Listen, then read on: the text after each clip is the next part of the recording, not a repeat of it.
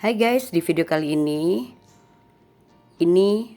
pijat perut ya guys.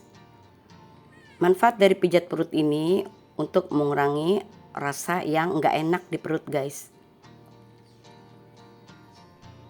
Ini nggak boleh sering-sering dilakukan juga ya guys ya. Cukup kalau lagi nggak enak aja perutnya, kalian bisa lakukan dengan pemijatan ringan ya guys ya. Oke deh guys, sebelum kalian lanjut tonton videoku, bantu aku di subscribe, like, komen, dan juga share. Buat yang udah subscribe, terima kasih banget.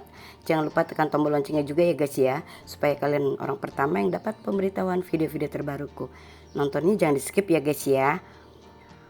Dengan begitu, aku jadi semangat deh kontennya.